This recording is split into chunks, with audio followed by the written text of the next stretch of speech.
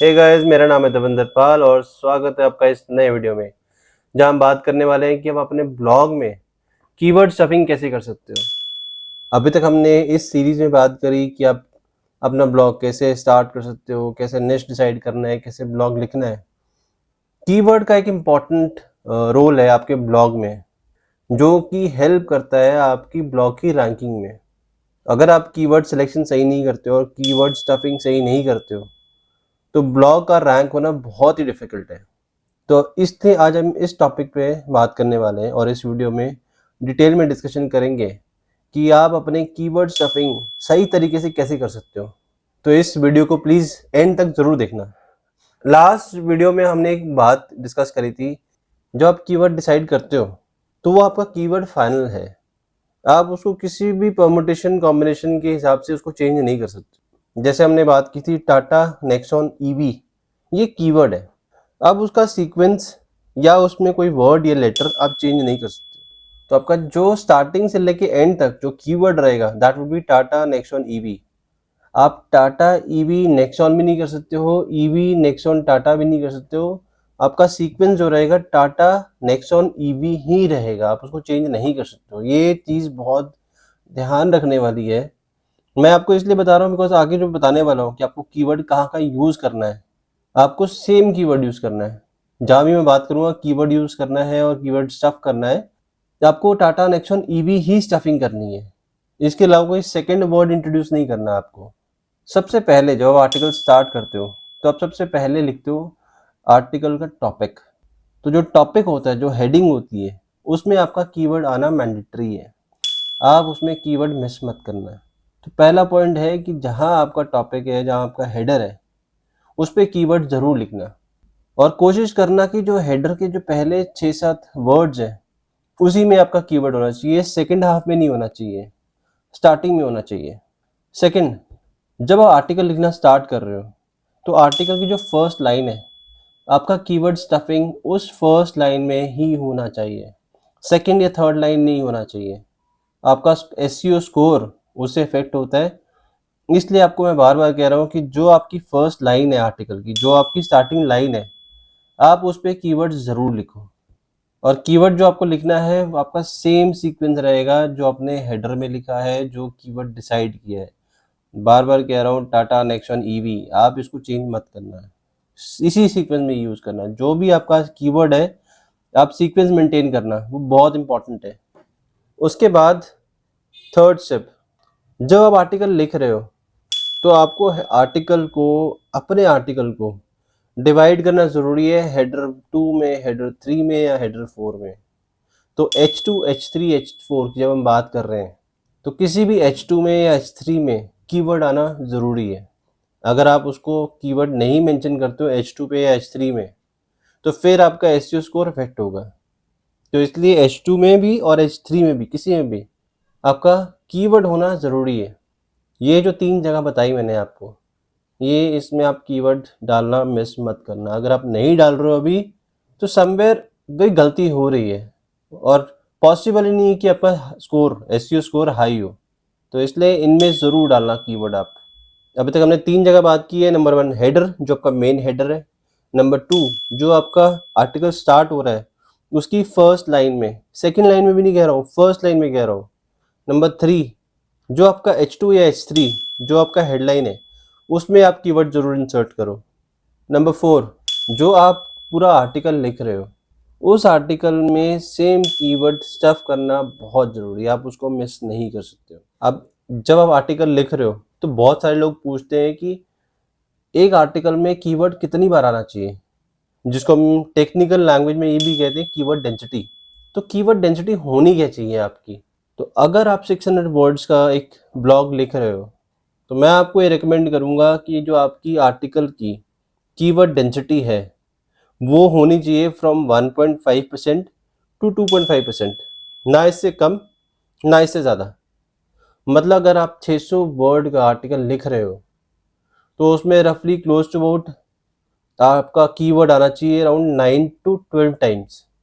इससे ज़्यादा नहीं होना चाहिए, इससे कम नहीं होना चाहिए। और जब मैं कह रहा हूँ आपको कि ये 9 to 12 टाइम आना चाहिए, this is including your header H2, H3 और आपका जो मेन आर्टिकल है उसके सारे कीवर्ड्स कंबाइन करके बता रहा हूँ। 9 to 12 टाइम्स तक आपका कीवर्ड आना चाहिए आपके आर्टिकल में। इसमें एक और इम्पॉर्टेंट चीज़ मैं बताऊँ कि मैं 600 वर्ड ही आपको क्यों रिकमेंड कर रहा हूँ, मिनिमम 600 वर्ड की मैं क्यों बात कर रहा हूँ। मैं 600 वर्ड की इसलिए बात करता हूँ क्योंकि अगर आप वर्डप्रेस पे अपना ब्लॉग लिख रहे हो तो जो ब्लॉग 600 वर्ड से ज़्यादा होते हैं उस पे एसईओ स्कोर मिलता है, हमें एक एडिशनल पॉइंट मिलता है जो बहुत इंपॉर्टेंट है। तो इवेंचुअली वो आपके एसईओ स्कोर में ऐड होता है। तो इसलिए कोई भी आर्टिकल लिख रहे हो तो मिनिमम 600 वर्ड्स का ज़रूर लिखो आप। ये सारी चीज़ें जो बता रहा हूँ आपको, इवेंचुअली ये हेल्प करेगा आपको आपका एसईओ स्कोर इम्प्रूव करने में। छोटी छोटी चीज़ें हैं बट इम्पॉर्टेंट चीज़ें। भाई बूंद बूंद से सागर भरता है, तो ऐसे ही छोटी छोटी चीज़ें करके ही हमारा एसईओ स्कोर 90 टच करता है। मैं नेक्स्ट वीडियो में आपको ज़रूर दिखाऊंगा कि एग्जैक्टली मेरे ब्लॉग पे मेरा एसईओ स्कोर क्या आ रहा है और मैं कीवर्ड स्टफिंग कैसे करता हूँ, कैसे ब्लॉग पूरा ड्राफ्ट करता हूँ और इवेंचुअली मेरा स्कोर क्या आता है, मैं उसको कैसे इम्प्रूव करता हूँ। अब जब आपने हेडर में डाल दिया कीवर्ड, H2 H3 में डाल दिया, आपने अपने ब्लॉग में डाल दिया, एक और इम्पॉर्टेंट चीज़ है जहाँ पे अपना कीवर्ड इंसर्ट करना है, वो है आपकी इमेज। आपका ब्लॉग बिना इमेज के नहीं होना चाहिए। ब्लॉग में इमेज मैंडेटरी है। इमेज जब आप अपलोड कर रहे हो तो आपको ऑल टेक्स्ट में डालना है अपना कीवर्ड, और ये कीवर्ड सेम वही होगा टाटा नेक्सॉन ईवी। मैं बार बार कह रहा हूँ, आप इसको ऑल्टर मत करना, स्टिक टू दिस। आप इसका इफेक्ट देखोगे। अगर आपको ट्रस्ट नहीं है मेरे पे, आप किसी जो हमने 4-5 पॉइंटर्स बात करें जहाँ जहाँ आपको कीवर्ड डालना है, एक बार आप सीक्वेंस चेंज करके देखो, आपको खुद समझ आ जाएगा कि मैं क्यों कह रहा हूँ कि सीक्वेंस चेंज क्यों नहीं करना। और वापस उसी पे आते हैं, जब आप इमेज अपलोड कर रहे हो तो जो ऑल टेक्स्ट है उस पर आप कीवर्ड जरूर डालो। अब जब आप ब्लॉग में सारी चीज़ें हमने अपने एड्रेस कर ली, अब एक जगह है जहाँ अभी भी हमने छोड़ दिया कीवर्ड डालना, दैट इज परमालिंक। जो आप परमालिंक बना रहे हो ज़रूर ध्यान रखना कि आपके उस पे परमालिंक पे आपका कीवर्ड ज़रूर मेंशन हो। परमालिंक जैसे आप अपडेट करोगे उसके साथ साथ ही आपको पूछेगा एसईओ डिस्क्रिप्शन का, उस पे भी आपका कीवर्ड आना बहुत ज़रूरी है। तो ये बहुत सारे एरियाज़ हैं जहाँ पे आपको कीवर्ड स्टफिंग करनी है। अगर आपको चाहिए तो मैं इसका एक अलग वीडियो क्रिएट कर दूंगा, स्पेसिफिकली की डेमोन्स्ट्रेशन कर दूंगा कि कहाँ कहाँ आपको कीवर्ड डालना है। बिना कीवर्ड इंसर्ट करे आपका एसईओ स्कोर इम्प्रूव नहीं हो सकता है। और अगर आपका एसईओ स्कोर इम्प्रूव नहीं होगा, आपका आर्टिकल रैंक नहीं करेगा। कुछ भी कर लो, आप 1000 वर्ड का लिख लो, 2000 वर्ड का आर्टिकल लिख लो, बट अगर आपका एसईओ स्कोर ठीक नहीं है, आपका आर्टिकल कभी रैंक नहीं करेगा। तो गाइस, इसलिए बहुत ज़रूरी है, अगर आपको इसमें कोई भी क्लैरिटी चाहिए प्लीज़ ईमेल करो या मैसेज ड्रॉप करो। My team will definitely get in touch with you, आपको हेल्प करेंगे।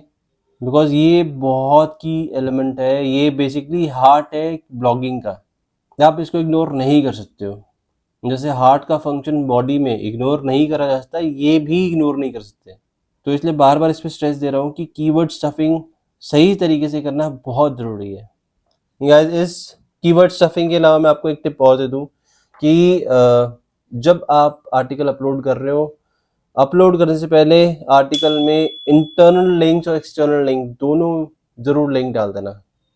अगर आपको इंटरनल लिंक और एक्सटर्नल लिंक नहीं पता है तो इससे पहले जो मैंने वीडियो किया था उसमें मैंने सब डिटेल में समझाया हुआ है कि एक्सटर्नल लिंक क्या होता है, आप उसको कैसे डाल सकते हो, इंटरनल लिंक क्या होता है उसको कैसे डाल सकते हो। अगर आपने नहीं देखा है तो प्लीज़ वो वीडियो ज़रूर देखो, और अगर फिर भी समझ नहीं आया तो प्लीज़ आप मैसेज करो सो दैट हम लोग आपको हेल्प कर सकें। गैस, हम लोग यहाँ पे हैं आपको हेल्प करने के लिए। अगर आपको कभी भी हेल्प चाहिए प्लीज़ मैसेज करो, हमारी टीम आपको ज़रूर हेल्प करेगी। एक चीज़ और बताता हूँ, एक और टिप, इतनी ट्रांसपेरेंसी से आपको कोई नहीं बताने वाला है और इतना डिटेल में कोई नहीं बताने वाला है। और जो टिप बता रहा हूँ आपको, अगर आपने इसको इम्प्लीमेंट कर लिया, आपका एसईओ स्कोर 90 टच करेगा हर ब्लॉक में, हर ब्लॉग में टच करेगा। जब आपने एक्सटर्नल लिंक और इंटरनल लिंक बना लिए तो उसके बाद आप उस पर एक वीडियो ज़रूर इंसर्ट करो। वो वीडियो आप यूट्यूब से भी ले सकते हो, सेम टॉपिक पे। टॉपिक कुछ और नहीं होना चाहिए, it has to be the same topic. अगर आप टाटा नेक्सॉन ईवी की बात कर रहे हो तो जो वीडियो लिंक है वो टाटा नेक्सॉन ईवी का ही होना चाहिए, किसी और का नहीं चाहिए।